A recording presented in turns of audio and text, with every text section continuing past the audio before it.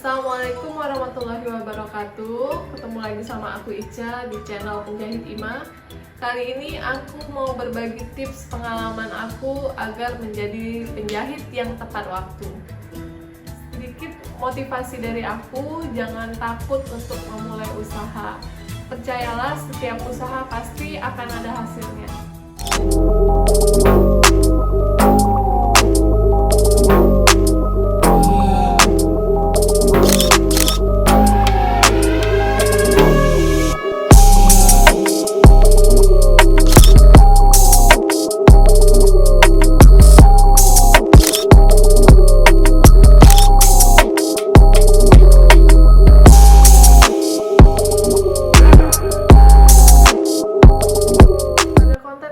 Kita bakal membahas tips menjadi tukang jahit yang nggak ingkar janji. Kenapa kita membahas ini? Karena seperti rumor yang kita ketahui, kalau tukang jahit itu suka janji tukang jahit, artinya suka ingkar janji. Nah, bagi kita tukang jahit, memanage waktu itu sangat penting untuk perkembangan usaha kita. Jadi kalau kita sudah terkenal dengan janji tukang jahit, pelanggan-pelanggan yang udah biasa jahit sama kita pasti bakal kabur dari kita. Nah, yang pertama tips yang bakal aku kasih itu kita harus menjadwalkan pekerjaan-pekerjaan yang masuk. Dari penjadwalan pekerjaan yang masuk, jangan kita mengesampingkan pekerjaan-pekerjaan yang sulit. Jadi, lebih utamakan pekerjaan yang sulit. Karena pekerjaan yang sulit ini memakan waktu kita untuk mengerjakannya. Dari penjadwalan tadi, kita harus konsisten dengan jadwal yang ada. Jangan ada pelanggan yang masuk lagi, terus dengan menjanjikan upah atau biaya yang lebih tinggi dari biasanya agar mereka bisa sisip atau masuk ke jadwal yang lebih cepat. Nah, dan ini sangat penting bagi tukang jahit.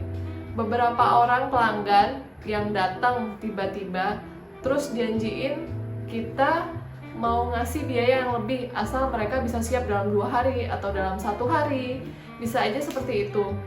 Nggak masalah sih kalau misalnya kita memang punya kemampuan untuk mengerjakannya dalam waktu singkat, tapi harus diingat dari penjadwalan tadi, jangan sampai jadwal yang tadi harusnya baju yang udah masuk seminggu yang lalu harus siap dalam 3 hari, terus disisip sama yang mau masuk sehari.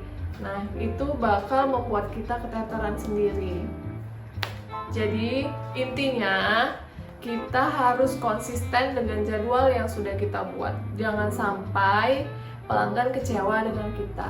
Memanage waktu itu sangat penting untuk menghilangkan stigma masyarakat tentang janji tukang jahit. Kedua, kita harus siap dengan situasi faktor gangguan.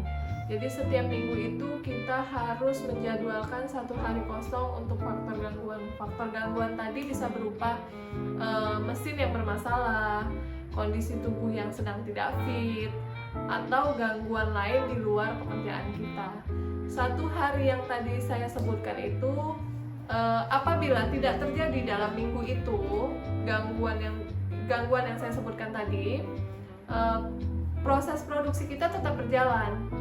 Jadi di minggu berikutnya jika terjadi faktor gangguan tersebut tidak akan terjadi penumpukan pekerjaan. Nah, jadi tetap ditekankan di sini konsisten pada penjadwalan waktu. Yang ketiga itu permak dan komplain. Jadi kalau aku sih sendiri memang nggak pernah mau menerima permak, karena permak itu cutting awalnya bukan kita yang ngerjain, memakan waktu banget untuk pengerjaannya. Ini membuat masalah target-target kita bisa tergeserkan akibat permak.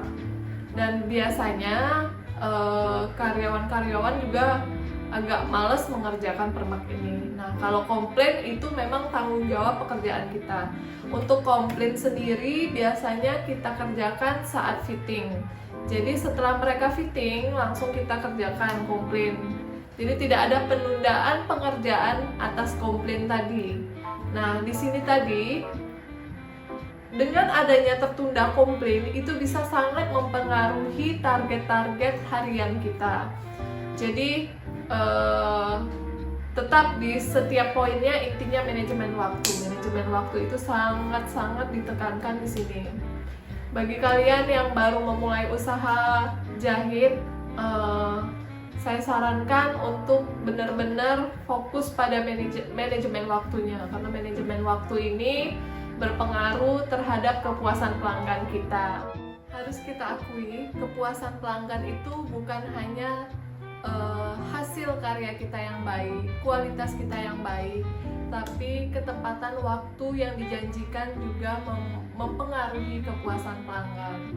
Dari tips yang saya bagikan tadi, mudah-mudahan bermanfaat buat kalian yang baru mau memulai usaha jahit.